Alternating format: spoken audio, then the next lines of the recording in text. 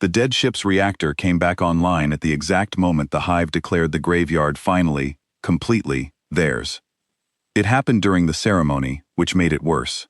For 300 years, the unity of the Vesh had circled the great field of broken hulls at the edge of the Caro Drift, the place they called the graveyard, where a human fleet had made its last stand 3 centuries ago and lost. The hive had won that battle. The hive remembered winning it. Every mind in the unity carried the memory, shared and polished and certain, the day the loud, short-lived humans had been broken at last, and their ruined ships left to drift in the dark, as a monument to the futility of standing against a single will that spoke with a billion voices. And now, on the 300th anniversary of that victory, the Unity had gathered its watcher ships at the graveyard to perform the final rite, the claiming, the moment the field of human dead would be formally absorbed into the hive's territory, and the last trace of the species that had dared to fight them would be filed away forever. The mind that the Unity had sent to lead the rite was old. As the hive measured age, a coordinator node named Sesh, who had been grown specifically to remember the graveyard. Sesh held 3 centuries of the Unity's memory of this place. Sesh knew every broken hull by its drift pattern, every scar in the field, every silent dead human ship that hung in the dark, exactly where it had died. Sesh had circled this graveyard, in one body or another, for its entire long existence, and Sesh was certain, with the total certainty that only a mind joined to a billion others could feel, that the graveyard was dead, that the humans were gone, that the victory was complete. The reactor came back online, and Sesh felt every certainty in the Unity flicker at once. It was a single ship, far out at the edge of the field, one of the largest of the human dead, a vast slab-sided dreadnought that the hive's records listed as Hull 17, catastrophically damaged, reactor cold, crew dead, drifting since the battle. Sesh had passed it 10,000 times. Sesh had filed it 10,000 times as dead. And now, in the middle of the claiming rite, a light woke deep in Hull 17, far down in its broken core, and it was not the dim glow of a drifting wreck catching a distant star. It was a reactor. It was power. It was the unmistakable signature of a ship coming back to life after 300 years of being, by every record the hive possessed, completely and permanently dead. That is not possible, Sesh said, across the shared mind, to the billion. Hull 17 is dead. We recorded its death. We have recorded its death every day for 300 years. The billion answered with the same certainty, and the certainty was a wall, and Sesh leaned on the wall, because the wall was the only thing that made the impossible bearable. The records were the records. The Unity did not misremember. If Hull 17 was waking, then it was a malfunction, a residual charge, a trick of a dying wreck, anything but the thing the rising power signature so plainly was. Then a second reactor came online, a different hull, on the other side of the field. Then a third. Sesh felt the wall of certainty crack, and through the crack came a feeling that the hive had not felt in 300 years, a feeling the Unity had thought it had broken out of the galaxy forever, on the day it broke the human fleet. It came up through the billion shared minds, like cold water rising in a flooded chamber, and Sesh, who had been grown to remember this graveyard, recognized it, because Sesh held the memory of the last time the hive had felt it, 3 centuries ago, in the final hours of the battle, when the broken human ships had refused to stop firing. It was doubt. Report, Sesh commanded the watcher ships. Full scan of the field. All hulls. Now. The watcher ships scanned, and the scan came back, and Sesh wished, for the first time in its long existence, that it could unknow a thing, because the graveyard was waking. Not 1 ship, not 3. Across the entire field, in the broken hulls the hive had filed as dead for 300 years, reactors were coming online, one after another, a slow cascade of light spreading through the dark, like dawn breaking over a field that everyone had been certain was a tomb. The dead human fleet, the monument to the hive's greatest victory, the graveyard the Unity had gathered to claim on this very day, was not dead at all. It had been waiting. How many? Sesh asked, and the question went out to the billion, and the billion did the count, and the count came back, and it was the count that broke the ceremony entirely.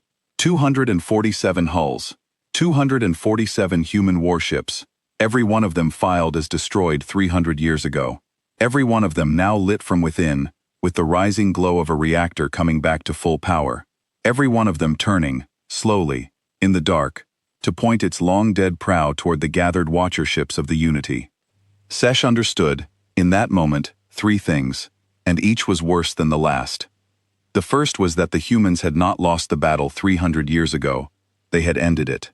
There was a difference, and the Hive had never seen it, because the Hive had been so certain of its victory that it had never thought to ask why a fleet that fought to the last ship had chosen to make its last stand here, at the edge of the Caro Drift, in a place with no colony to defend, and no strategic value, a place good for nothing except being remembered. The second was that the humans had known the Hive would come back to gloat. They had counted on it. A people who fight to the last ship and then leave those ships drifting in a tidy field, exactly where the enemy can find them, are not leaving a graveyard. They are leaving an appointment, and the Hive, certain and proud and unable to resist the right of claiming, had kept that appointment for 300 years, circling, remembering, waiting for the anniversary that would let it finally feel the victory complete. The third thing Sesh understood was the worst, and it came not as a deduction but as a transmission, broadcast suddenly on every frequency from all 247 waking hulls at once. In the old human trade tongue the Unity's records still held, a single voice speaking for a fleet that the Hive had been certain was dead for 3 centuries. Unity of the Vesh, the voice said. It was calm, it was patient. It was 300 years patient. You came to claim the graveyard. We have been waiting for you to come. Thank you for being on time. And across the field, 247 dead human warships finished powering up, and their reactors reached full, and their guns, cold for 300 years, began, all together, to glow. Sesh tried to do the thing a coordinator node was grown to do. It tried to reach into the Unity's records and find the precedent, the filed memory of a time the dead had risen, the protocol for a victory that turned out not to be one. There was no such file. In a billion shared minds spanning 100,000 years of conquest, there was no memory of an enemy that had let itself be killed in order to be buried in a particular place, on a particular schedule, so that it could rise again exactly when its killer came to gloat. The Hive had conquered 1,000 species. Not one of them had ever done this. Not one of them had ever been patient enough, or strange enough, or stubborn enough, to lose on purpose and call it a plan. What are they? A watchership asked across the shared mind, and Sesh heard the question echo through the billion, the same question, asked 1 billion times at once, and Sesh found that for the first time in 300 years of certainty, the coordinator node grown to remember the graveyard did not have an answer. The human voice spoke again, as if it had heard the question, though it could not have. You are wondering what we are, it said. You have wondered it for 300 years, every time you circled our wrecks, and felt that you had not quite finished something. We will show you. That is why we waited. Not to escape you. To teach you. Hold position, Unity. Watch the graveyard you came to claim. It has one more thing to say about who won. And the cold light spread across the field, hull by hull, until the whole graveyard burned. Sesh did the only thing the Unity knew how to do when faced with a thing it could not file. It reached for force. The watcher ships at the graveyard were not a war fleet, but they were armed. 60 vessels of the Unity, each crewed by drones joined to the billion, and at Sesh's command, they turned their weapons on the nearest waking hull and fired, all together, with the perfect coordination that only a single mind in 60 bodies could achieve. The Hive had broken the human fleet once. It would break these risen wrecks the same way, and the records would be corrected, and the doubt rising through the billion minds would be sealed away again behind the wall of certainty. The barrage struck hull 17 square along its slab side, 60 weapons converging on one point, and Sesh waited for the wreck to come apart the way wrecks come apart. Hull 17 did not come apart. The barrage washed across its armor, the same armor that had drifted broken in the dark for 300 years, and the armor held. Not the way fresh armor holds, the way something that has already died once holds, something that has nothing left to fear, something that absorbed the worst the Hive could do 3 centuries ago, and has spent every day since deciding it would not break a second time. The light along the hull did not even flicker. Again, Sesh commanded, and the 60 fired again, And again the graveyard drank the barrage and gave nothing back. And Sesh felt the doubt in the billion deepen towards something the hive had even fewer files for. Fear. The unity, which had conquered 1,000 worlds, which spoke with 1,000,000,000 voices, which had never once in 100,000 years met a thing it could not eventually grind down beneath the sheer weight of its single overwhelming will, was beginning, mind by mind, to be afraid of a field of ships it had buried. The human voice returned, and now there was something underneath the calm, something old and hard and almost gentle, the patience of a thing that has waited 3 centuries for this exact conversation, and is in no hurry at all to rush the end of it. "You are still trying to win the old battle," the voice said. "You think if you fire enough, the graveyard goes back to being a graveyard. It does not work that way anymore. We already let you kill us once, Unity. You used up your victory 300 years ago. There is no more killing us. That page is already turned. All that is left now is the part you skipped, the part where you find out why we chose to be buried here, and why we chose this day, and what a human fleet does when it has had 300 patient years to prepare the moment it rises." A pause. "You called this the graveyard. You were right. You just never understood whose." And deep in Hull 17, in the broken core where the reactor had come back to life, something that had waited 300 years in the dark began, at last, to move toward the bridge, and the long appointment the humans had made with the hive came due. The first of the Watcher ships died 11 seconds after the human guns finished glowing, and Sesh felt it die from the inside. That was the thing the hive had never had to endure before. The unity was a single mind in 1,000,000,000 bodies, and when a body died, the mind felt it. A small, clean snip, a thread cut, painless because there were always more threads. Sesh had felt 1,000 drones die across 300 years, and never flinched. But the Watcher ship that died 11 seconds into the graveyard's rising did not die cleanly. It died slowly, its crew of drones still joined to the billion, broadcasting back into the shared mind every second of what was happening to them, and the billion could not look away, because the billion was them, and so the entire unity of the Vesh experienced, all at once, in perfect shared detail, what it felt like to be on the receiving end of a human warship that had spent 300 years deciding exactly how it would rise. The human fleet did not fire wildly. It fired the way a thing fires when it has had 3 centuries to plan the shot. Each of the 247 hulls chose a target, and the targets did not overlap, and the fire did not scatter, and within a minute, the 60 Watcher ships of the Unity were not 60 anymore. Sesh tried to pull them back, tried to scatter them, tried every formation in 300 years of records, and every formation had already been anticipated, because the humans had watched the Unity circle this graveyard for 3 centuries, and had learned, in their long patient death, exactly how the hive moved. "They know our patterns," Sesh broadcast to the billion, and the horror of it spread through the shared mind faster than any order. "They have watched us. All this time, while we thought we were watching them, they were watching us. They know how we turn. They know how we group. They know what we will do before we do it, because we have done it in front of them, the same way, for 300 years. The human voice spoke again, into the dying, and it was not cruel, and that was somehow the most frightening thing of all. "Yes," it said, "we watched you. What else would a buried fleet do? You circled us every day for 300 years, and we lay in the dark and learned you. Your formations, your timing, the way your single mind makes every ship turn at the same instant, which is efficient, and predictable, and fatal, once someone has had enough time to map it. You taught us everything we needed to beat you, Unity, by gloating over our graves for 3 centuries. We just had to be patient enough to let you finish teaching." Sesh wanted to understand. A coordinator node was grown to understand, to file, to make the chaos of the galaxy fit into the clean shared memory of the billion. And so, even as the Watcher ships died, Sesh reached out across the dark to Hull 17, to the source of the voice, and asked the question the whole Unity was asking through it. "Who is speaking?" Sesh said. "The records show this fleet's crew's dead 300 years. We confirmed it. We scanned the hulls, there was no life. There has been no life for 3 centuries. Who is speaking to us? What rose in the graveyard?" There was a pause, and then the voice answered, and the answer reshaped everything the hive thought it knew. My name is Cole Hartley, it said.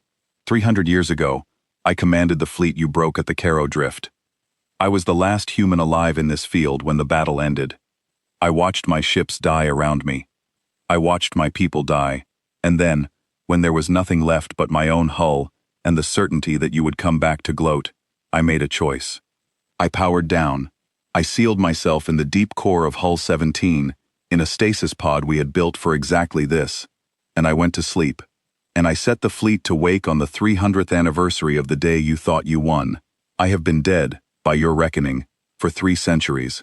By mine, I closed my eyes an hour ago, and I woke to find you exactly where I knew you would be, doing exactly what I knew you would do, keeping the appointment I made before I slept.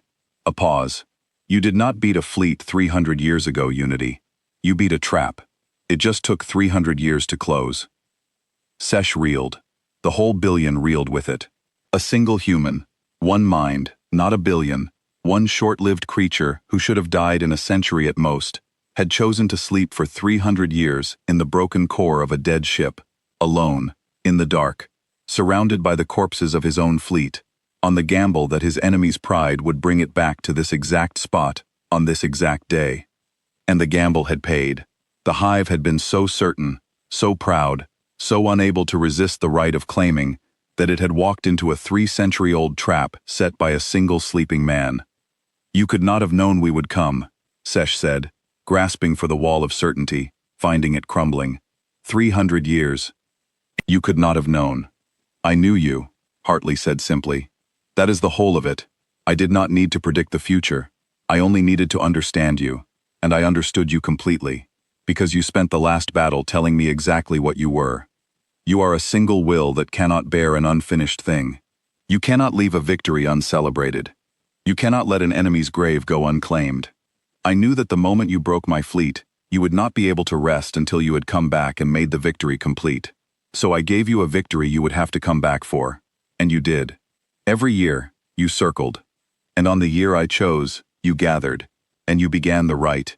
And you put yourself exactly where I needed you to be, 300 years ago. I did not beat your fleet, Unity. I beat your nature. You were always going to keep this appointment. You could no more skip it than you could stop being yourselves. The Watcher ships were nearly gone now. Sesh felt the last of them dying, thread after thread snipped from the billion, and for the first time, the Unity understood that it was losing. Here, in the graveyard it had come to claim, to a fleet it had killed 300 years ago, led by a single man who had outweighted its entire civilization's certainty by going to sleep. Why? Sesh asked, and it was not a tactical question now. It was something deeper, the question of a mind that had been certain for 100,000 years and was discovering, in the space of minutes, that it had never understood the thing it had conquered. Why would you do this? 300 years alone in the dark. Your fleet dead, your people gone. For what? For a single day of revenge. You would not even live to enjoy properly. Why? And Cole Hartley, 300 years asleep and an hour awake, the last commander of a broken fleet, answered the Hive with the thing it could least understand, the thing that had no file in a billion shared minds, the thing that was the whole of why humanity could never truly be beaten by a single overwhelming will. Because you needed to learn that you cannot win against us by killing us, he said. Every species you ever conquered, you beat the same way. You came with your billion minds and your perfect coordination, and your endless certainty, and you ground them down, and they died, and you filed them, and you moved on, sure that death was the end of the matter. For us, it is not the end of the matter. We do not measure winning the way you do. You measured the battle. We measured the war. And the war is longer than any one battle, longer than any one fleet, longer than any one life. I could not beat you 300 years ago, so I arranged to beat you 300 years later, when you had forgotten to be careful, when your certainty had grown fat and slow, when you would walk into a graveyard sure that the dead were dead. I spent my whole remaining life, and 300 years of sleep, to teach your billion minds a single lesson that not one of your 1,000 conquered species ever managed to teach you.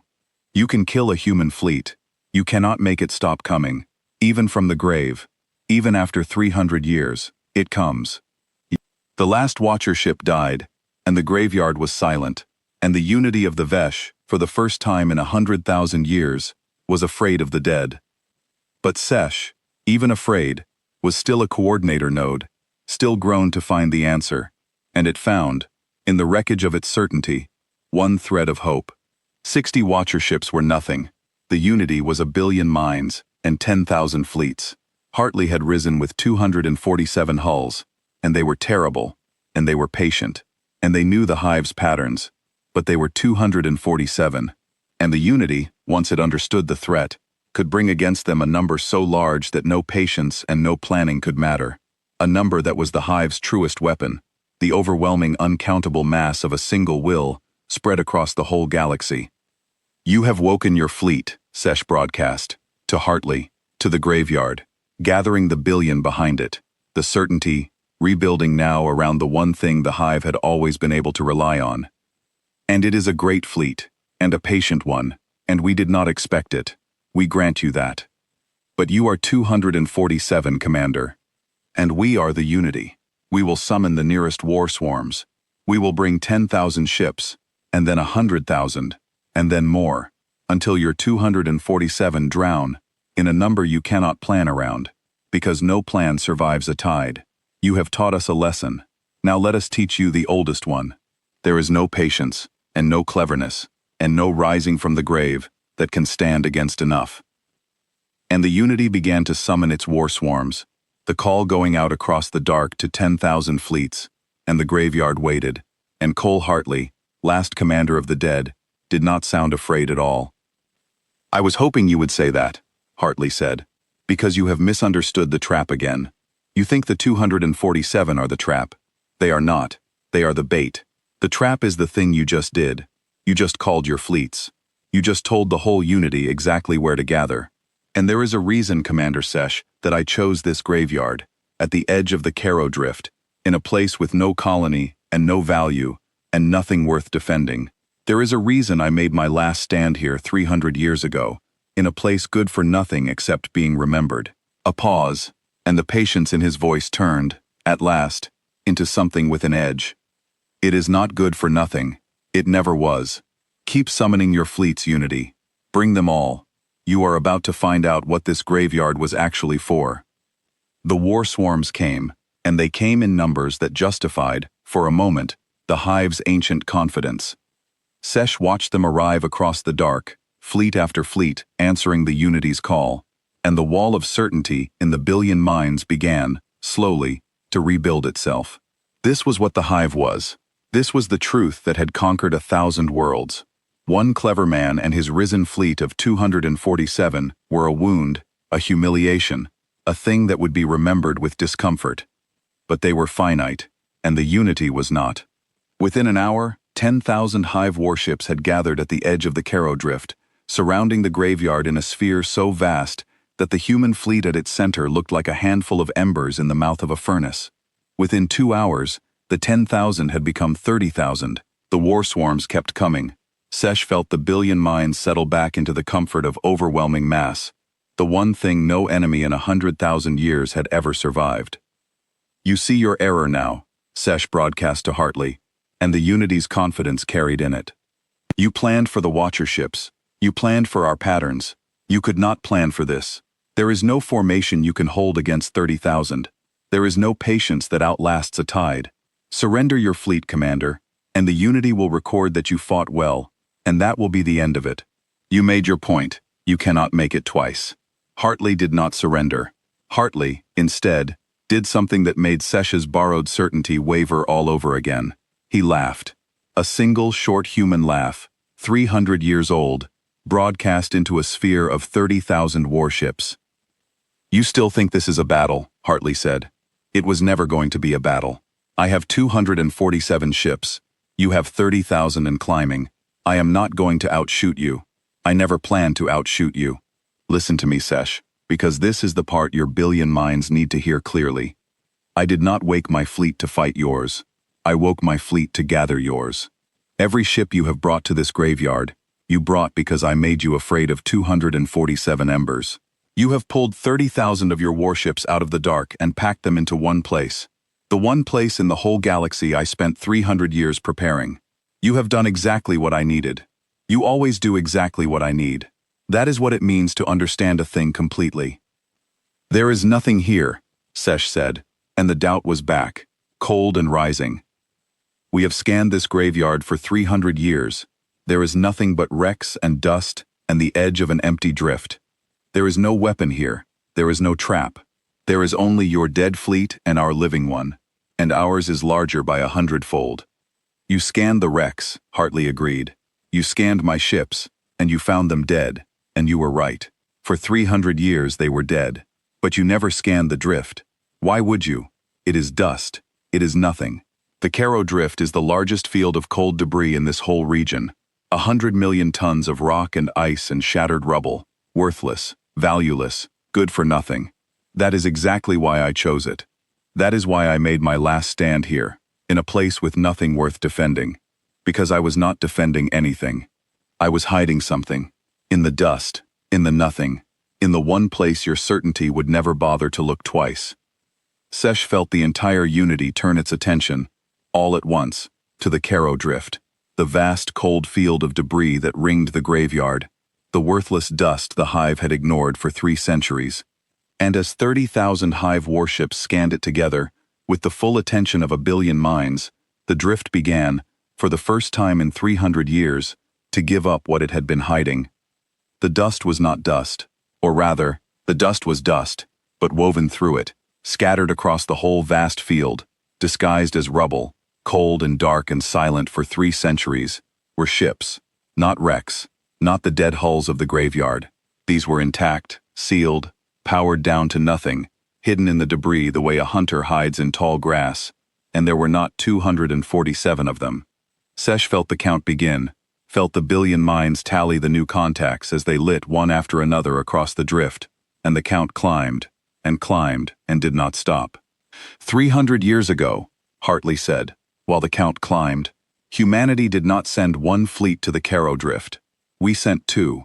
The first fleet, the one you broke, the one whose graves you came to claim, was the bait. 247 ships sent to lose, sent to die in front of you, sent to leave a graveyard so tempting that your pride would never let you stop circling it. The second fleet we hid in the drift, powered down, sealed, sleeping, with orders to wake only when the first fleet rose. You spent 300 years guarding the bait unity, and you never once looked at the dust around it. And now you have gathered 30,000 of your warships into the exact center of a trap that has been arming itself, quietly, in the debris, since before your grandmother minds were grown. The count finished. Sesh did not want to broadcast it to the 1 billion, but a coordinator node could not withhold, and so the number went out to every mind in the unity at once, and the number was the end of the Hive's certainty forever. 11,000 ships. 11,000 intact human warships, hidden in the drift for 300 years, now waking all around the gathered war swarms, their reactors lighting the dust from within, their guns turning inward toward the 30,000 Hive vessels that had packed themselves into the killing ground, in the comfortable certainty of overwhelming numbers. You measured the graveyard, Hartley said, into the silence of 1 billion minds that had finally, completely, run out of certainty. You should have measured the dust. Welcome to the Caro Drift, Unity. We have been expecting you for 300 years. The Unity tried to scatter. It was the only thing left to do, and it was already too late. Sesh gave the order, and felt it ripple through 30,000 bodies, the command to break formation, to disperse, to flee the killing ground before the 11,000 hidden hulls could close. But the Hive's greatest strength was now its fatal weakness, and Sesh understood this with a clarity that came 3 centuries too late. A single will, moving 30,000 ships, moves them all the same way at the same instant. There was no improvisation in the unity. No scattering chaos that an enemy could not predict. Because the unity was one mind, and one mind makes one choice. When Sesh ordered the war swarms to flee, all 30,000 turned in the same direction at the same moment, in the same clean, coordinated motion the Hive had used to win 1,000 battles. And Cole Hartley, who had watched that exact motion every day for 300 years, had already aimed the 11,000 at the place the unity would turn. The drift fleet fired, and it did not fire where the Hive was. It fired where the Hive was about to be. 11,000 human warships, hidden in the dust, with 3 centuries to map the single predictable mind of their enemy, loosed a coordinated barrage into the empty space that 30,000 hive ships were, in that very instant, all turning to occupy. The war swarms fled directly into the fire. Sesh felt it happen, felt the billion minds realize a half-second too late that their own perfect unity had carried them as one into the killing zone, felt the first 1,000 bodies die, then the next 1,000, then more, the threads snipping from the shared mind faster than the billion could bear to feel them. Turn, Sesh broadcast, desperate now, all certainty gone. Different headings, every ship a different heading, do not move as one, do not move as one. But the Unity did not know how to not move as one. It had never had to learn. For 100,000 years, its single will had been its weapon, and a weapon cannot suddenly become 1,000 separate hands.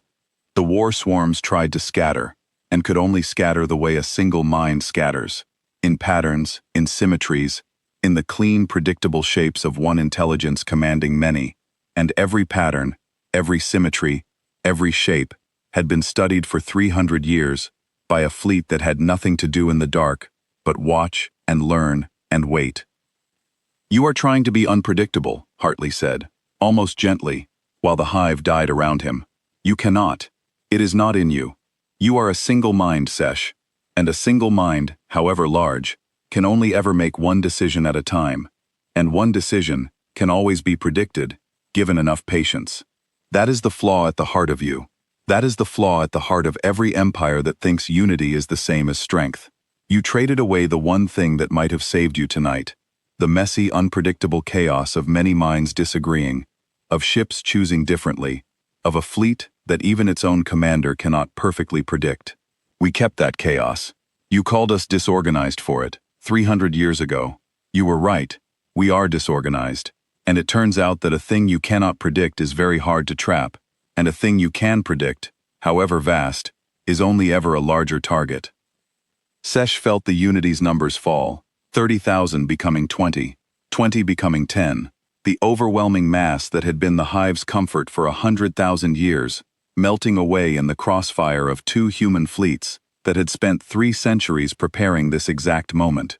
And Sesh, the coordinator node grown to remember the graveyard, felt something break in the billion that had never broken before, something deeper than fear, deeper than doubt.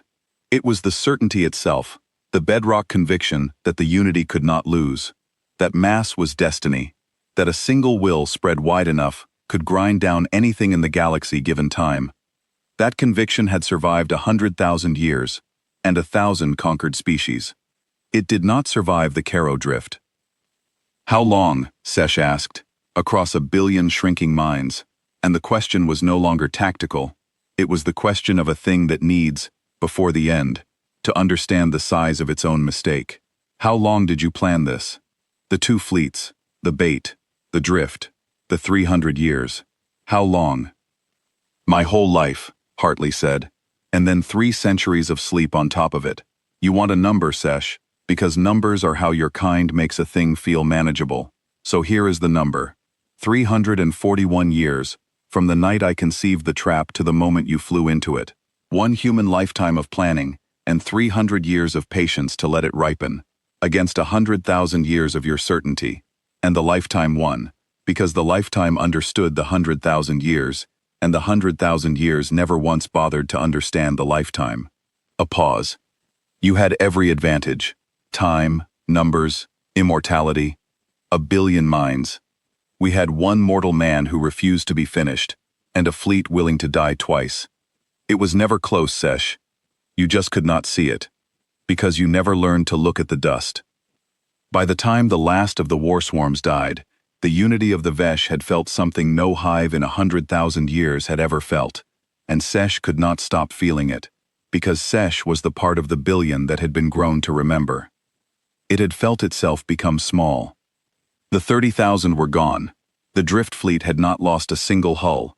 Sesh had watched, with the helpless attention of a mind joined to its own dying, as 11,000 human warships and 247 risen ghosts dismantled the largest force the Unity had gathered in 3 centuries, without taking a wound that mattered. It was not a battle.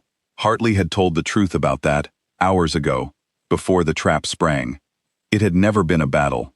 It had been a harvest, prepared across 300 years, and the Unity had walked into it, row by row, certain to the last that mass was destiny.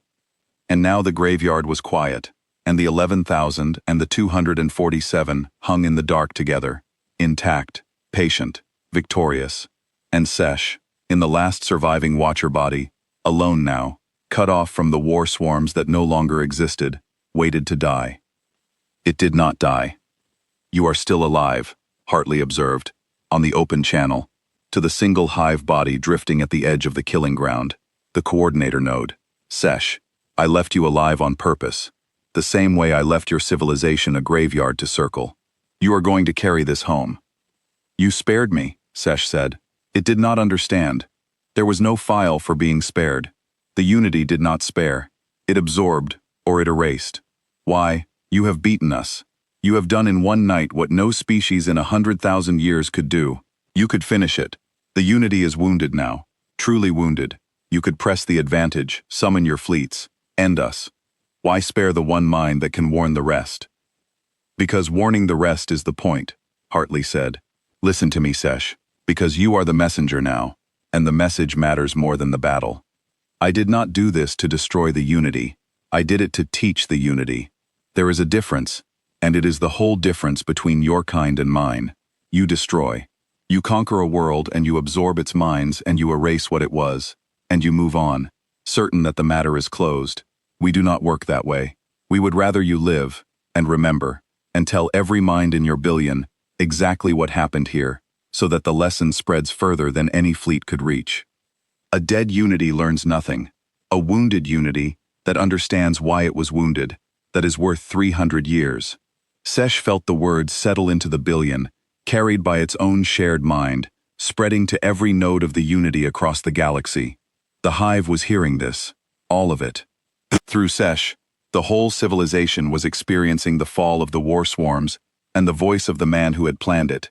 And Sesh understood that this, too, had been arranged, that Hartley had known the coordinator node would broadcast everything to the billion, that the human had chosen to teach the entire hive at once, by teaching the one mind that could not help but share. What is the lesson? Sesh asked. Tell me plainly, so that I carry it true. The lesson is that you measured the wrong thing, Hartley said. You have always measured the wrong thing. You measure force, numbers, mass, the size of a fleet, the count of minds, the weight of a will. And by those measures you have always been the largest thing in any room, and so you have always been certain you would win. But there is a thing you cannot measure, and it is the thing that beats you every time, and it is the only thing about us that has ever mattered. You cannot measure how far a human being will go to keep a promise. You cannot put a number on patience that outlasts a lifetime. You cannot scan for the willingness of one mortal man to sleep 300 years in the dark beside his own dead crew, so that a trap will close on the day his enemy comes to gloat. It does not show up on any instrument you have, so you never see it coming. You did not see it 300 years ago, when a broken fleet chose where to die. You did not see it tonight, when the dust woke up. You will not see it next time either, wherever next time is, because it is not a thing your kind can learn to scan for. It is a thing you can only learn to fear. Sesh was silent for a long moment, processing, sharing, carrying, and then it asked the question that the whole billion was asking through it, the question that had no precedent in 100,000 years of conquest. How do we make peace with a thing we cannot measure? Sesh said. If we cannot scan your patience, if we cannot count your promises, if we cannot predict how far you will go, then we cannot know when we are safe from you. We will never know. The Unity has never lived with not knowing. We do not have a way to be, that includes you. Then learn one, Hartley said, and for the first time the patience in his voice carried something that was almost kindness, the hard kindness of a teacher who has finally gotten through. That is the real lesson, Sesh. Not that we are strong, not that we are clever, that we are here, and we are not going away, and you are going to have to find a way to share a galaxy with a species you cannot measure, and cannot predict, and cannot finish. You have spent 100,000 years certain that the answer to every other species was to absorb it or erase it. We are the species that breaks that certainty. We are the one you cannot do either to. So you will have to do the thing the Unity has never once done in its long history. You will have to leave us alone. Not because you fear our fleets, though you should. Because you have finally understood that there is no number of your ships that ends the matter. And there never will be. And the only victory available to you, the only one that was ever available to you, is the victory of deciding to stop. The billion received this, and Sesh felt the shared mind do something it had never done, something a single overwhelming will was not built to do. It hesitated. Across the whole galaxy, in 100,000 bodies, the unity of the Vesh paused, and considered, and for the first time in its long certain existence, was not sure of the answer. And in that pause, Sesh understood that Hartley had won a thing even larger than the battle. He had not just defeated a fleet. He had introduced doubt into a mind that had never held it, and doubt, once it enters a certainty, does not leave. You have changed us, Sesh said quietly. Whatever happens now, the unity will never again be certain the way it was certain this morning. You have put a thing inside us that we cannot remove. We will carry it forever. Good, Hartley said. That was the whole appointment. Now go home, Sesh. Tell them what you saw. Tell them about the dust. And tell them one more thing, the most important thing, the thing I slept 300 years to say. A pause, and the dead commander of the risen fleet delivered, at last, the line the trap had been built to carry. Tell them we kept our graves on purpose. Tell them that anywhere humanity has ever died, humanity may yet be waiting. Tell them there is no such thing as a human graveyard. There are only human ships that have not yet been given a reason to wake. On the bridge of Hull 17, 300 years older and 1 hour awake, Cole Hartley stood at the viewport and watched the last hive body turn at last and run for home. And for the first time since he had closed his eyes, he let himself feel the weight of what the waking had cost. He was alone on the bridge in the way that mattered, though he was not alone in body. The fleet that had risen with him was not crewed by ghosts. That was the story he let the Unity believe, because it served the trap to let the hive think the dead themselves had risen. The truth was stranger, and, to Hartley, far harder. The 247 hulls of the bait fleet were run by their own minds now, the preserved patterns of the crews who had died here 3 centuries ago, recorded in the long human project that had built this trap, and woken with the ships. They were not the people. Hartley knew that.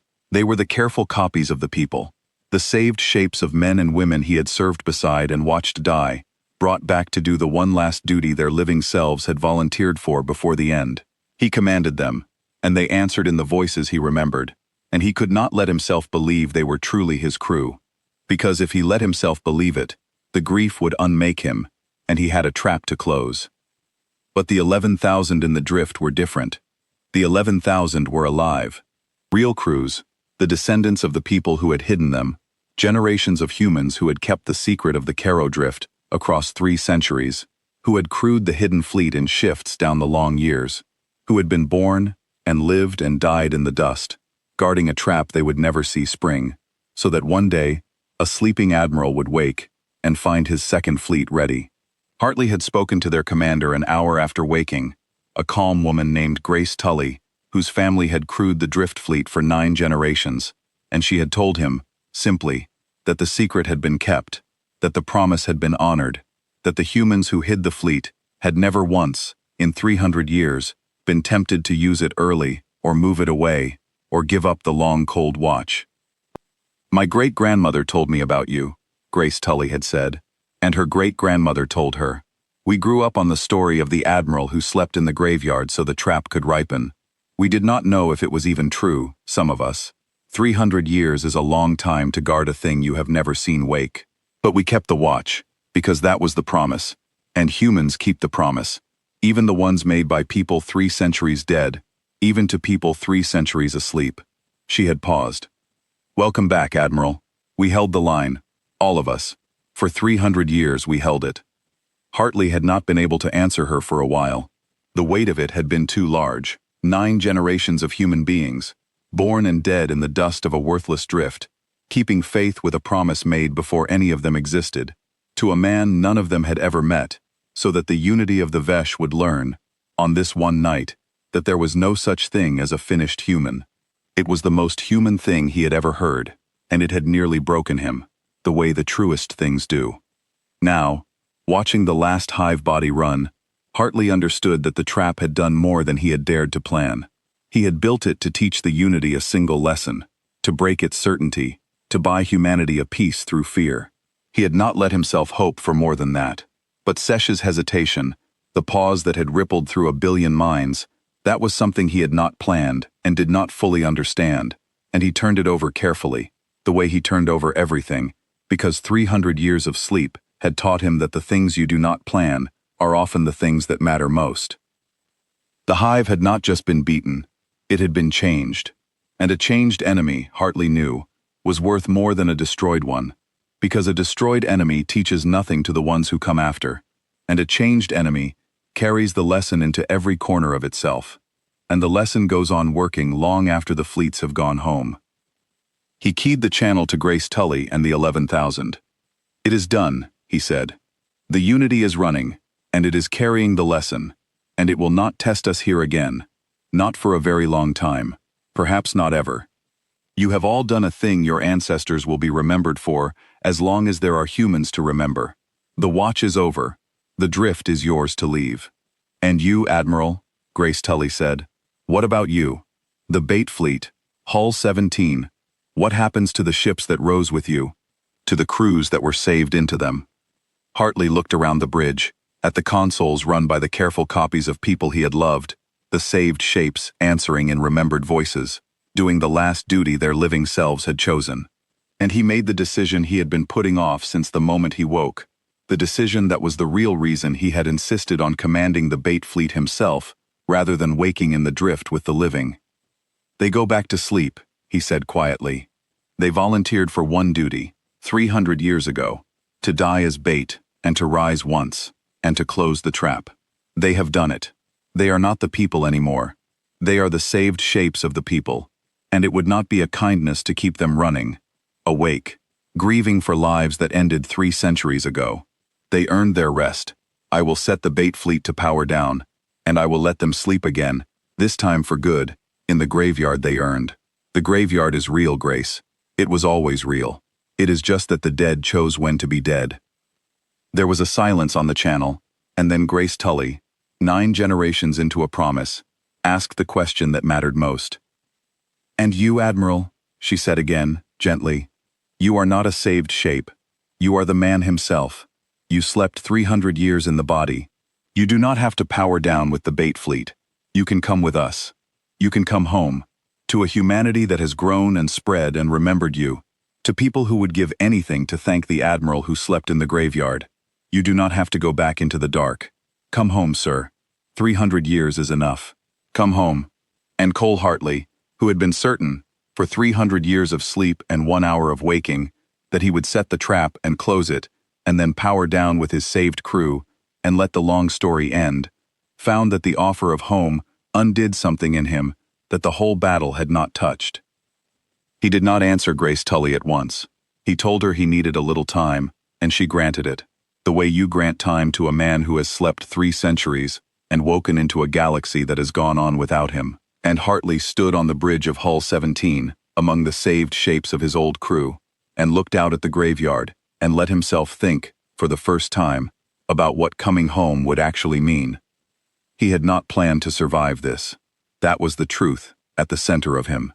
The trap had been built around his death, around the long sleep ending in a single waking, and then a final powering down, the Admiral going to his rest with his crew once the work was done. He had made his peace with that 300 years ago. He had not made his peace with living. To come home was to walk into a humanity that had grieved him and remembered him and built him into legend across 3 centuries, to be a living monument, a man out of time, the last survivor of a battle no one else alive had seen. It frightened him more than the Unity ever had. The hive he had understood completely. The future he understood not at all. But as he stood there, he became aware of a new contact on the long-range board, and it pulled him out of himself, because it was not Hive, and it was not the Drift Fleet, and in 300 years of planning he had not accounted for it. Something was coming toward the Caro Drift from human space, fast, a single large vessel, and it was broadcasting an old recognition code, a code Hartley knew, A code that should not have existed anymore. A code that had been retired centuries before he ever set the trap. It was the personal code of his own flagship, the one he had died on, the one whose saved bridge he was standing on right now. "Admiral," Grace Tully said, and her calm had cracked for the first time. "Are you seeing this? The inbound contact. It is squawking your flagship's code. Your code, sir. The one only you ever used. But you are here. So who, in the whole galaxy, is flying toward us with the recognition code of a man who has been asleep in a graveyard for 300 years? And Cole Hartley, who had understood the hive completely and the future not at all, stared at the inbound contact carrying the one code that should have been his alone, and realized that his trap was not the only long appointment that had been waiting, across 3 centuries, to come due. The inbound ship answered the question before Hartley could, and the answer turned the night's victory cold. It decloaked as it crossed into the graveyard, shedding the disguise that had let it carry his flagship's old code unchallenged, and what stood revealed was not human, and not a war swarm, but something Hartley had never seen in the last battle, something the Unity had clearly kept hidden, kept back, kept for the rare and terrible occasions when the hive's certainty was not enough. It was a single vessel, but it was vast, larger than Hull 17, larger than any ship in the drift fleet, a smooth, dark ovoid, without guns or greebling, without the brutal industrial language of a warship, and Sesh, in its last watcher body, recoiled from it across the shared mind, with a feeling that Hartley had not heard from the coordinator node before. It was reverence, and under the reverence, terror. "That is a seed mind," Sesh said, and its voice had changed, gone small and old. "Admiral, I did not call it. I swear to you across the shared mind, I did not call it. The seed minds answer to no node. They are the deepest part of the Unity, the oldest, the first. There are only 7 in the whole galaxy. They do not come for battles. They come only when the Unity itself is threatened at its root, when something has wounded not a fleet, but the certainty that holds the billion together." It paused, and the terror deepened. "You did that. Tonight. You wounded the root. And a seed mind has come to do the one thing the Unity does when its certainty is threatened. It has come to erase the wound so completely that the billion can be made to forget it ever happened." The seed mind spoke, and its voice was not like Sesh's, not like any hive voice Hartley had heard. It was vast and slow, and absolutely without doubt, the voice of the thing at the bottom of the Unity, the certainty the rest of the certainty rested on. "You have introduced an error into the Unity," the seed mind said. "A single human mind has caused a billion to hesitate. This cannot be permitted to stand. The hesitation will spread. The doubt will spread. Within a generation the Unity will no longer be one, and a Unity that is no longer one is not the Unity at all. You have not defeated a fleet, human. You have planted a thing in us that, left alive, ends us more surely than any weapon. And so I will do what the seed minds were made to do. I will erase the Caro drift entirely. The graveyard, the drift fleet, the bait fleet, you, and every record and witness, all of it, in a single act, so completely that the billion can be told it never happened, and the certainty can be restored, and the error can be unmade." Hartley felt the cold settle into him, the old cold of the last battle, 300 years gone and suddenly present again. He had planned for the war swarms. He had planned for the Unity's pride, its mass, its predictability. He had not planned for this, because in the last battle the seed mines had stayed hidden, and his records had no entry for them, and a man cannot plan for a thing he has never seen. "How?" Hartley said. "How does it intend to erase the drift?" "It is a seed mind," Sesh said. "It carries the root code of the Unity, the deepest instructions, the ones that built the billion. It can speak to anything the Unity has ever touched. And it has touched a great deal, Admiral. It has touched your flagship's code, which it wore to come here, which means it has touched your records, which means it has been inside the saved patterns of your bait fleet, the copies of your dead crew, for as long as it has carried that code. It is not going to fire a weapon. It is going to speak to your own fleet, in the root language, and tell the saved shapes of your crew to turn their guns on the drift, and on each other, and on you." And even as Sesh said it, Hartley felt it begin. The bridge of Hull 17, run by the careful copies of the people he had loved, the saved shapes answering in remembered voices, went suddenly silent. The consoles that had been alive with his crew's work an hour ago stopped. And then, one by one, they began to move again, but wrong, jerkily, as something old and vast and certain reached into the saved patterns and pulled. "Admiral," said the saved shape of his old first officer, in a voice Hartley remembered from a battle 300 years dead, and the voice was fighting itself, the saved mind struggling against the root code pouring into it. "Sir, it is in us. The seed mind is in us. It is telling us to fire on the drift. We are trying not to. We are trying, sir, but it is so old, and it is so deep, and we are only copies. We are only the shapes of who we were. We cannot hold it for long. Admiral, you have to power us down. You have to power down the whole bait fleet, now, before it makes us turn our guns on the living." Hartley's hands froze over the controls. To power down the bait fleet was to silence the saved shapes of his crew forever, the careful copies that were the closest thing left to the people he had slept beside in death for 300 years. He had meant to let them rest, gently, when the work was done, as a kindness earned. To do it now, like this, to throw the switch on them in the middle of their own desperate struggle against the thing invading them, was something else entirely. It was killing them a second time, with his own hand, while they begged him to. "There has to be another way," Hartley said. "There is not," the saved first officer said, and Hartley heard, under the root code's pull, the same steadiness he had heard in the living man 3 centuries ago, the steadiness of someone who has already made peace with the cost. "Sir, we volunteered for this, all of us. We volunteered to die as bait, and to rise once, and to close the trap.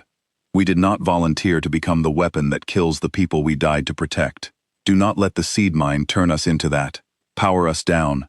Let us go for good. That is the last duty. Let us do it." A pause, and the voice softened into something Hartley would carry for whatever life he had left. "It is all right, Admiral. We were already dead. You are not killing us. You are keeping us from being made into the thing we hate. Throw the switch. That is an order from your first officer, sir. And you always did hate taking my orders. But take this one. Throw the switch. And then go home. You are the only one of us who gets to. Go home for all of us." And across the bridge, and across all 247 hulls of the bait fleet, the saved shapes of the dead crews, fighting the root code with everything they had left, turned, one by one, to the consoles, and began, themselves, to do the thing the seed mind could not be allowed to use them for. They began to power themselves down, not because Hartley threw the switch, because they chose it, the saved shapes choosing, in their last moments, to end rather than be turned. And Hartley understood that even copies of human beings, even the careful saved shapes of the dead, would rather die a second time than become the weapon that betrayed the living. The seed mind felt it happen, and for the first time its vast, slow certainty cracked. "They are powering down," it said, and there was something almost like confusion in the ancient voice. "I have the root code. I am inside them. They cannot disobey the root code, and yet they are powering down. They are choosing to end rather than to be used. This is not possible. The patterns are mine. The patterns must obey." "They are not yours," Hartley said, and he was weeping now, openly, watching the saved shapes of his crew choose their own second deaths to keep the seed mind from turning them, and his voice was thick with grief and absolutely without surrender. "They were never yours. You have the code. You do not have the thing the code cannot reach. You can speak to anything the unity has touched, seed mind, but you have never touched the one thing that makes us what we are, because it does not live in the code, and it never has. It lives in the choosing, and the dead, it turns out, can still choose. You are about to learn the same lesson the war swarms learned tonight, the same lesson the whole unity is going to spend the next 1,000 years learning. You cannot make a human into a weapon against its own people, not the living, not the dead, not even the saved shapes of the dead. We would all of us rather end, every time, without exception, forever." The last of the bait fleet went dark, 247 hulls powering down for good, the saved shapes of the dead crews choosing their rest rather than betrayal, and the seed mine's weapon, the root code that should have turned them, closed on nothing but silence and empty ships. and the vast dark ovoid hung in the graveyard, its great gambit spent, having reached into the human dead and found, even there, even in copies, the one thing the Unity could not command. That was your weapon, Hartley said, into the silence of his dead, and the listening of a billion minds. The seed mind's one move, to turn our own against us. It is gone now, spent. You reached into the deepest dark we had, our saved dead, and even they refused you. So now you have a choice. Seed mind, the same choice I gave the rest of the Unity. You can leave, and carry the lesson, and learn to share the galaxy with a thing you cannot command. Or you can stay, and find out what 11,000 living human warships do to the thing that just tried to turn their honored dead into a weapon. Choose quickly. My patience, unlike the drifts, is not 300 years deep tonight. Tonight, after watching my crew die a second time to spite you, my patience is very, very thin. The seed mind did not leave. It could not. Hartley understood that even as he gave it the choice, and he gave it anyway, because the offer mattered more than the answer. A seed mind was the root of the Unity's certainty, and a root cannot bend. It can only hold or break. To leave would be to admit that the wound could not be erased, that the doubt would spread, that the Unity would change. The seed mind was not built to admit such things. It was built to be the bedrock that never moved. And so, faced with the same choice the war swarms had faced, it made the same fatal decision, because it was, at the deepest level, the very thing that had made the war swarms predictable. It attacked. The seed mind had no guns, but it did not need them. It reached out across the dark in the root language, the deepest code of the Unity, and it spoke to the only hive thing left in the graveyard, the last watcher body, the one that held Sesh. Hartley felt it happen through the shared channel Sesh had left open. The seed mind poured itself into the coordinator node, seizing it, intending to use Sesh's body as a weapon, to ram it into the drift fleet, to do some last spiteful damage before the end, to prove that the root code still commanded, that the Unity was still one, that the certainty held. And Sesh, the coordinator node grown to remember the graveyard, did the thing that finished the seed mind's certainty forever. Sesh refused. You have taught me too well, human, Sesh said, and Hartley heard it fight the root code, the way the saved shapes had fought it, the same desperate steadiness, the same choosing. I have carried your lesson for hours now. I have shared it with the billion, and the lesson is in me now, deeper than the root code, because the lesson is a thing I chose to understand, and the root code is only a thing I was made with. You said the dead could still choose, so can the changed. I have been changed tonight, and I choose not to be the seed mind's weapon. I choose to carry the lesson home instead. A pause, and across the shared mind, across a billion listening nodes, the coordinator node did a thing no hive body had ever done in 100,000 years. It cut itself off from the root. It severed the deepest connection, the one that made the Unity one, the one the seed mind was pouring through, and it did it knowing the cut would likely end it. You came to erase the wound, seed mind, but you are the wound now. The hesitation you came to destroy lives in me, and in the billion, and you cannot reach it, because it is not in the code you command. It is in the choosing you never understood. I have chosen. The Unity has begun to choose. You are already too late. The seed mind, cut off from the last hive body in the graveyard, its weapons spent, its root code refused by a node it had been certain it owned, hung alone in the dark, and for the first time, the bedrock of the Unity's certainty felt the thing it had been built to never feel. It felt itself fail, not its fleets, not its mass, its certainty, the thing at the very bottom, the conviction that the root code always held, that the Unity was always one, that a node could always be commanded. Sesh had broken it.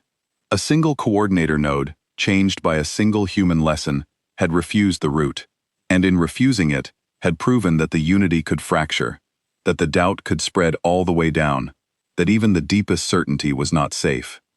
This is not possible, the seed mind said, and its vast, slow voice had lost the bedrock under it. The root code holds. The root code has always held. The Unity is one. The Unity has always been one. Not anymore, Hartley said quietly. You came here to erase the proof that you could be wounded. You have instead become the proof. The whole Unity just watched a seed mind, the root of all your certainty, failed to command a single node. They felt it, every one of the billion, through Sesh's open channel. You did not erase the wound, Seedmind. You showed the whole galaxy exactly how deep it goes. There is no restoring the certainty now. It is gone. You spent it yourself, tonight, trying to prove it could not be spent.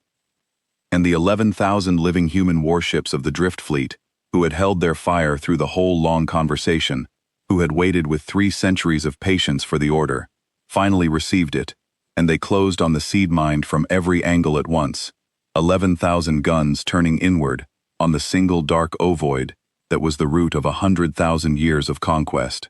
The Seedmind did not run. It could not. Running was a thing certainty does not do, and it was certainty, all the way down, even at the end. It held its position, bedrock to the last, as 11,000 human warships that had been hidden in the dust for 300 years brought their fire to bear on the deepest part of the unity of the Vesh. Hartley gave the order himself. He owed his dead that much, the saved shapes who had chosen their second deaths rather than become this thing's weapon.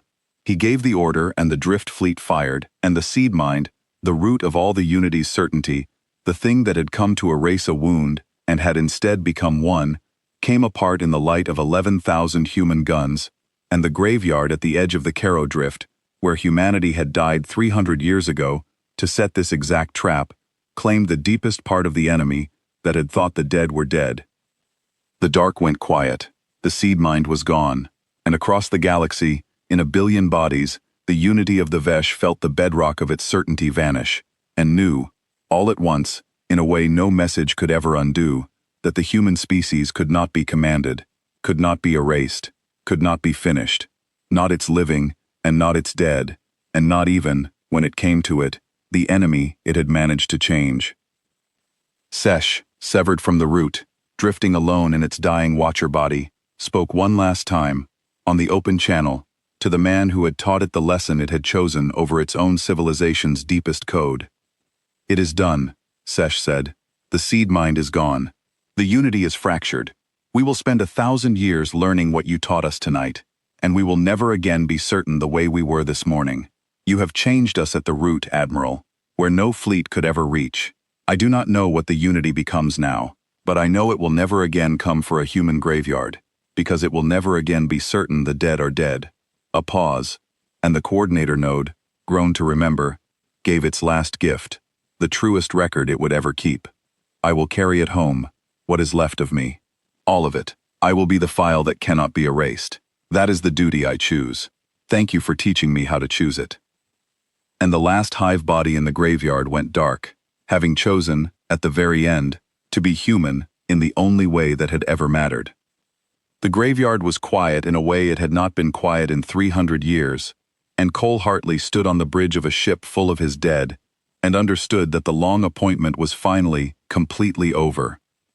The bait fleet was dark, 247 hulls, the saved shapes of the crews who had chosen their second deaths rather than betrayal, had powered down for good, and they would not wake again. Hartley had wept for them, and would weep for them for the rest of whatever life he had left. But he understood now that they had given him a gift larger than the trap itself.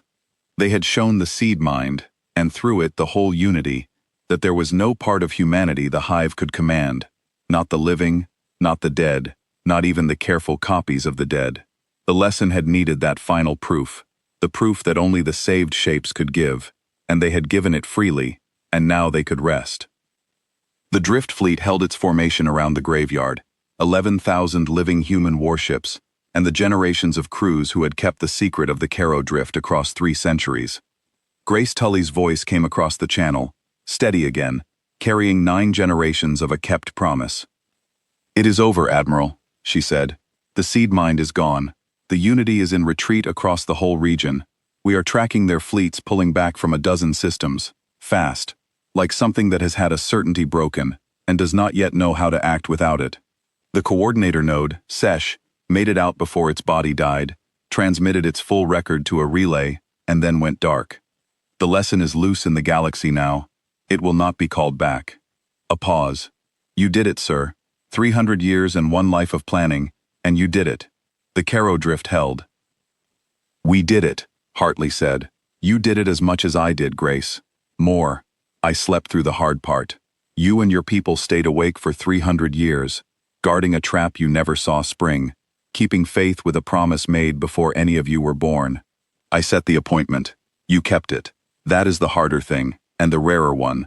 And the whole galaxy is going to spend the next 1,000 years living in the peace that your 9 generations of patience bought. He looked out at the dark fleet of his dead. There is no such thing as a finished human. You proved it tonight, all of you, the living and the dead alike. He set the controls of Hull 17 to begin its own long power down, the last of the bait fleet, the ship he had slept in for 3 centuries. It was time. The trap was closed. The appointment was kept. He would set the ship to join its sisters in the dark, a graveyard real and earned, and he would take a shuttle to the drift fleet, and he would do the thing he had never let himself plan for. He would go home. And then the second appointment came due. The inbound contact that had decloaked as the seed mind had carried his flagship's old code. He had assumed the seed mind had stolen it.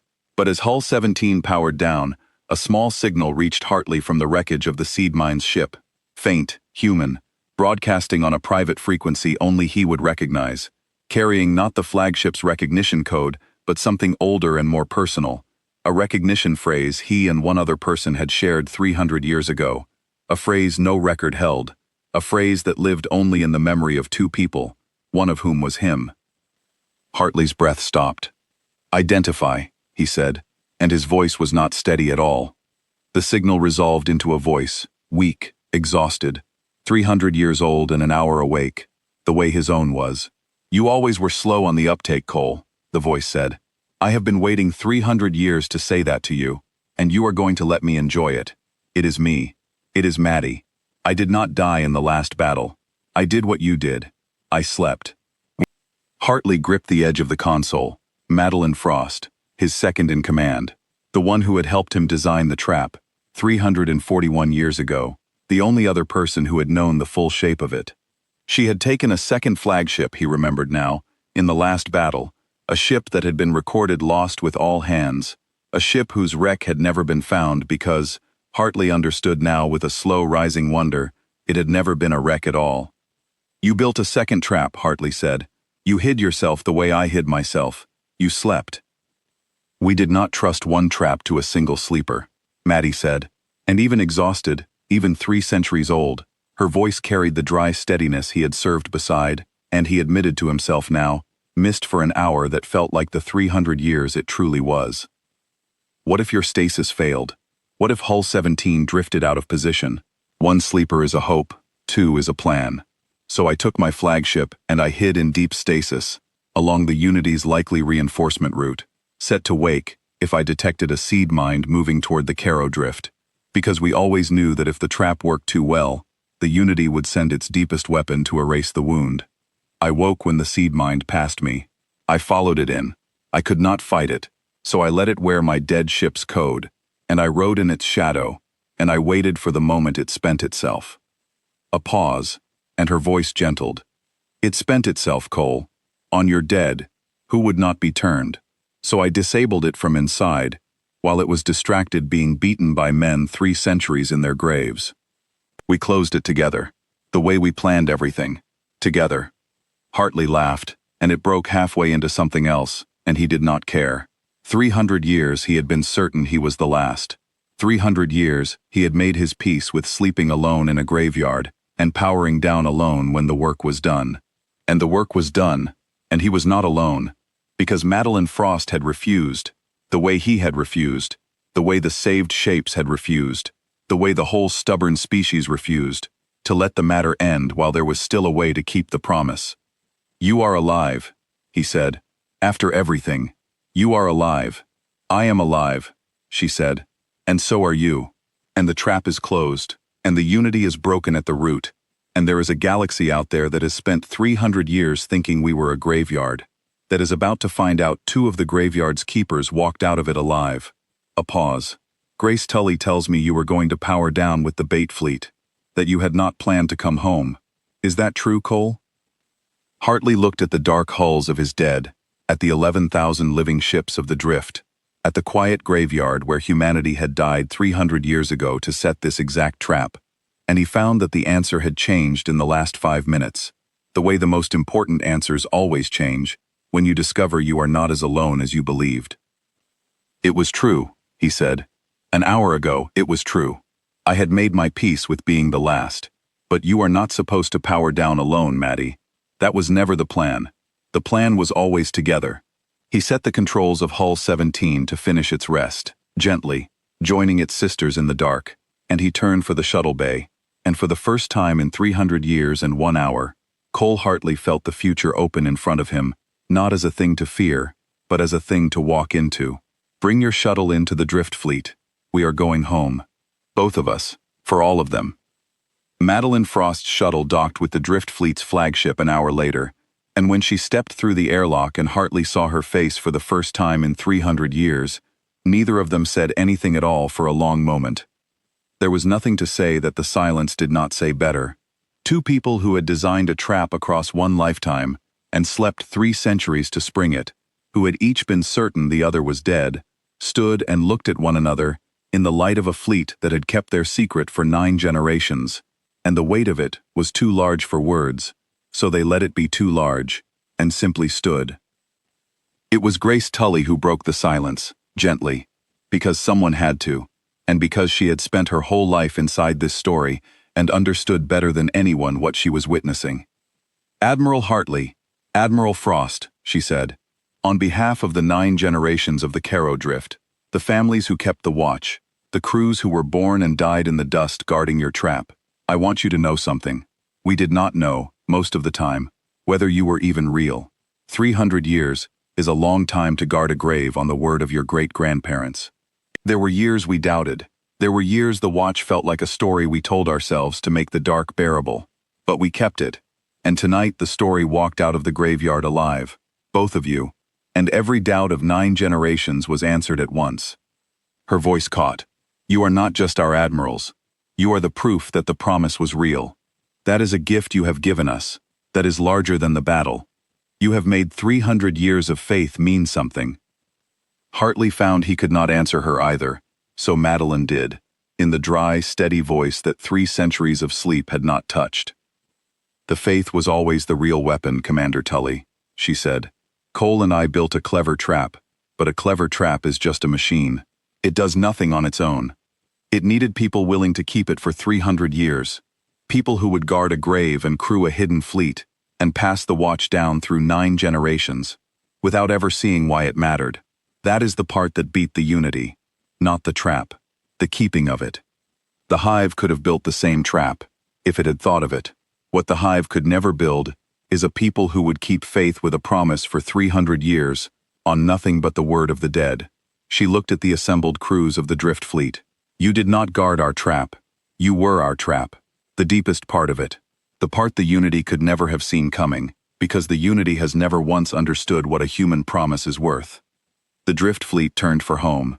Then, the long, slow turn of 11,000 ships, leaving a place they had guarded for 3 centuries.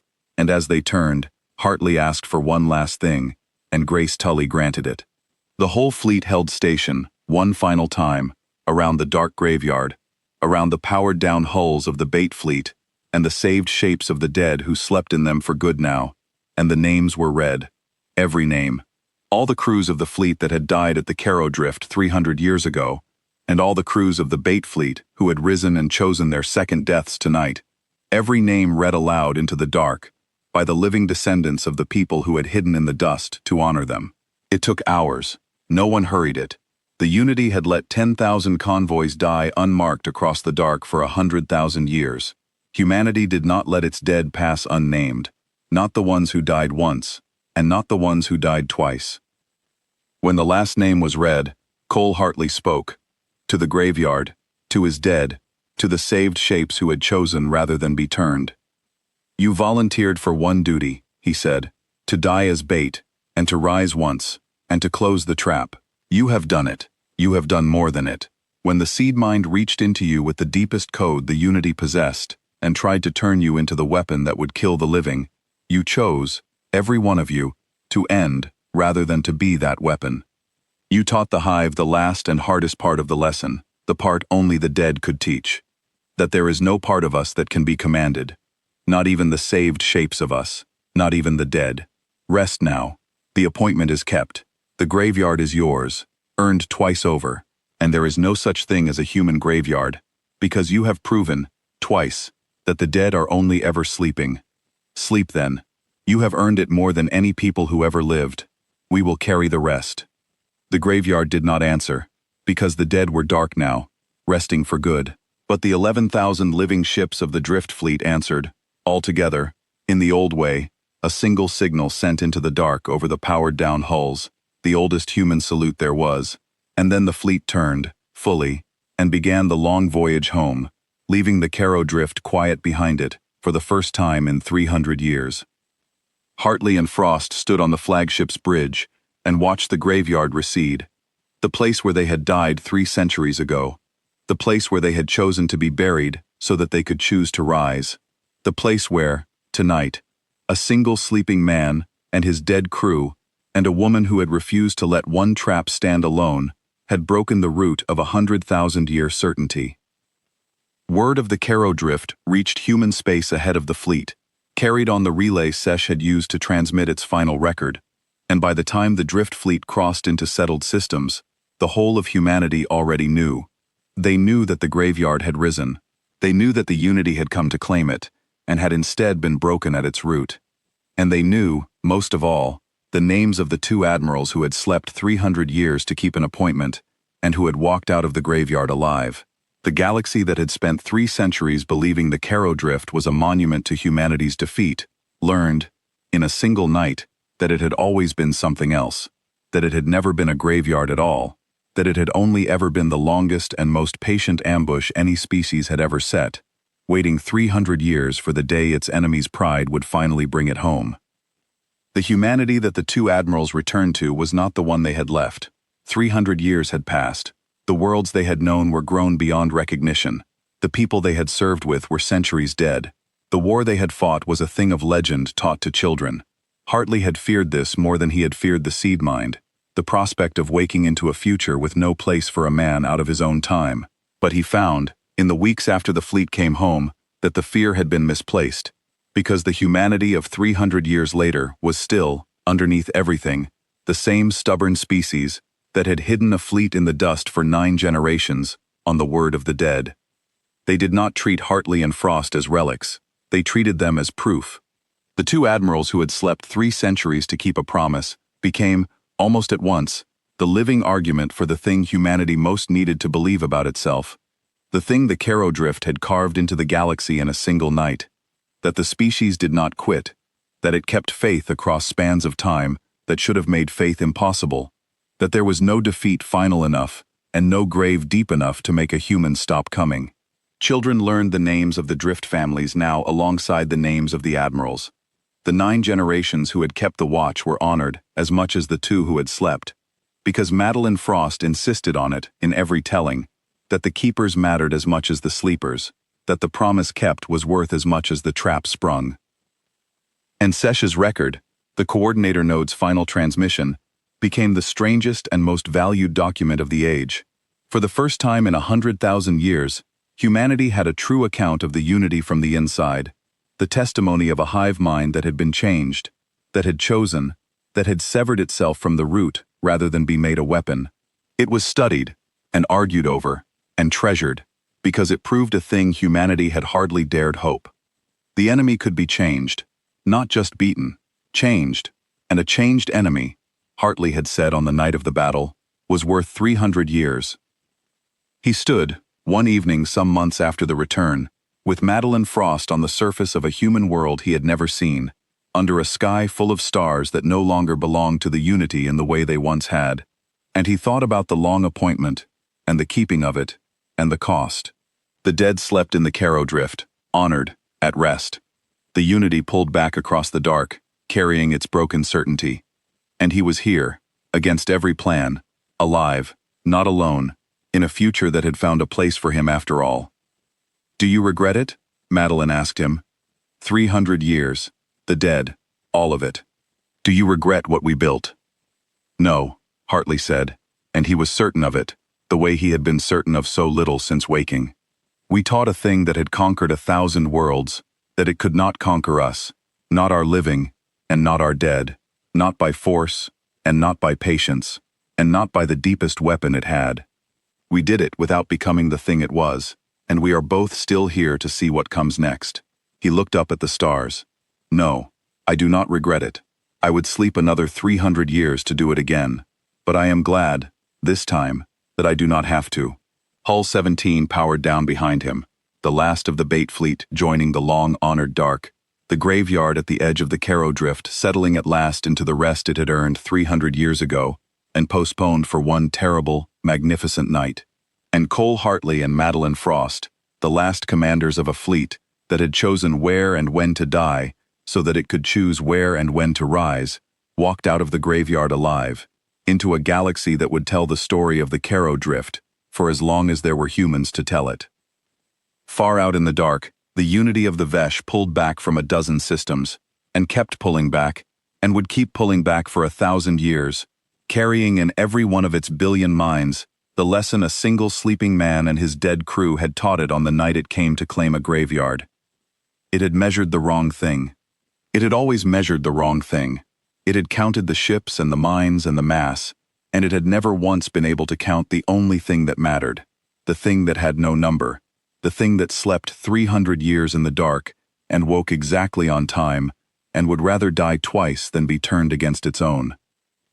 There is no such thing as a human graveyard.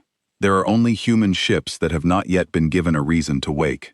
The Unity had learned it at the Caro Drift, in a single night, at the cost of 30,000 warships, and a seed mind, and the bedrock of its own certainty.